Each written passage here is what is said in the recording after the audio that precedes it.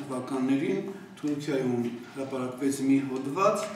որի հեղինակը նշում էր, թե իրենք հայերին կոտորելով շատ մեծ գործ արեցին։ Եվ այդ շատ մեծ գործը ըստ հեղինակի ոչ թե կայանում էր այն բանում, որ հայերի ֆիզիկապես ոչնչացրեցին կամ հարկադրեցին հեռանալ իրենց հայրենիքից, այլ այդ մեծ գործը այն էր, որ իր ասելով հայերի սիրտը սևացրեցին, այսօր այդ հայերը համակված կլինեն միայն վրեժով և նրանք կդադարեն այլևս խոսել առաջընթացի զարգացումների մասին։ Ու հիմա եթե վերլուծենք Երևանին հաջորդած 100 տարվա ընթացքում մեր ժողովրդի անցած ուղին ու ներկա պահվածքը, ապա նկատելի է, որ այդ ողջ ընթացքում մենք գտնվել ենք թուրքական հիշյալ ծրագրի իրագործման պրոցեսում։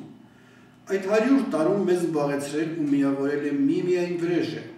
և մենք միասնականանալու, ստեղծագործ զարգանալու, աշխարհում մեր ազգի տեղի ու դերի որոշակիացման առումով գրեթե ոչինչ չենք արել։ Մենք ազգի հավաքականության առումով հիմա գրեթե նույն վիճակում ենք, ինչ 100 տարի առաջ։ Ու նաև մեր թվաքանակն էականորեն չի փոխվել մեկ դարում, քանի որ աճի հետ նաև կուտացումն է ահռելի եղել, իսկ այս վերջինը հենց ազգի տկարության հայտանիշ է։ Նաև Հայաստան պետության ներկա վիճակն է այդ տկարության հայտանիշը։ Բայց հիշյալը փակուղային վիճակ առաջացնող դրսից դրված միակ ծրագիրը չէ։ Հայաստանը հռչակելով որպես հանրապետություն, մենք ներմուծեցինք որոշակի օրենքներ ու սահմանադրություն։ Նրանք, ովքեր նվիրեցին մեզ այդ ամենը, գիտեին, որ եթե անհրաժեշտաբար փոփոխության չենթարկենք ազգային ոգին, ապա ներմուծած օրենքները կիրառել հնարավոր չի լինի, ու դա կհանգեցնի անխուսափելի առճակատումների, ժողովուրդը կհուսալքվի, գերիշխող կդառնան մշակութային առումով ստորին շերտերը, երկիրը կհայտնվի ոչնչացման եզրին։ Տես Գյուստավ Լեբոն, ժողովուրդների և զանգվածների հոգեբանություն, 1895 թիվ։ Գիտեին, բայց չզգուշացրին, ավելին, ամեն ինչ արեցին, որ ազգային ոգին բարձրացնելու փոխարեն հեղացյուրվի։ Նրանք նաև գիտեին, որ եթե մենք անցնում ենք կապիտալիզմին, ապա պիտի իմանանք, որ այդ տնտեսակարգի կայացումը կարող է հանգեցնել սոցիալական աղետի, ազգային արժեքների խորտակման, բացասական կրքերի ժայթքման, մշակութային առումով ստորին շերտերի հեգեմոնիայի։ Տես Մաքս Վեբեր, բողոքականության էթիկան և կապիտալիզմի ոգին, 1905 թվական։ Իմանանք ու պատրաստ լինենք հիմակայել ցնցումներին, ու հատկապես անմտություն չդրսևորենք ընտրություններ անցկացնել կապիտալիզմի կայացման վայրի փուլում։ Սակայն անտեղյակ լինելով, նաև ազգային ինքնաճանաչողություն չունենալով և չգնահատելով օտարի հազարամյա լծի թողած բացասական ազդեցությունը մեր ժողովրդի վրա, գործեցինք այդ անմտությունը։ Արդյունքը եղան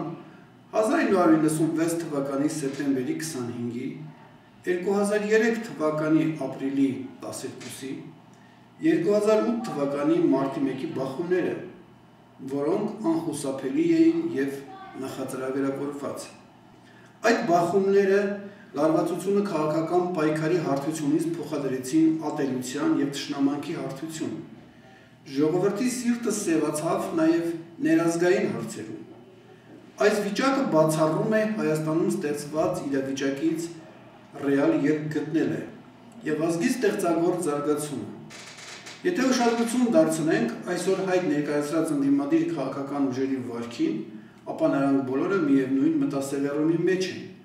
անցյալ նախաձեռնությունների անհաջողությունները քննելով մշակել վրեժի իշխանություններին ոչնչացնելու տարբերակներ։ Իսկ սա հարյուրյամյա փակուղին խորացնող, ազգի եղած ռեսուրսները ջլատող ուղի է, քանի որ քաղաքականության բազմաթիվ գործիքներից թողնված է միայն թշնամանքը։ Ուշադրություն դարձրեք քաղաքական գործիչների, հասարակ մարդկանց պահվածքին մամուլում ու սոցցանցերում, փոխադարձ վիրավորանք, թշնամանք, ծաղր, անեծք, իսկ քաղաքական մտքի զարգացում չկա արդեն 40 դար։ Սա անչափ ձեռնտու է դրսի որոշ շրջանակների, ում ծրագրերն էլ մենք իրագործում ենք անգիտորեն։ Ու հիմա, երբ աշխարհը խառնվում է և կայունության երաշխավոր միջազգային կառույցներում շփոթմունք է, մենք ուղղակի պարտավոր ենք խոհանոցում դրսևորել և թոթափել փակուղային վիճակ ապահովող ներքոբերյալ ծրագրերն ու մուտք գործել ստեղծագործումի, ազգային ուժերի համախմբման, միավորումի, զարգացման և զորացման փուլ։ Իսկ թե կոնկրետ ինչ քայլեր է հարկավոր անել, այդ մասին մենք խոսենք առաջիկայում։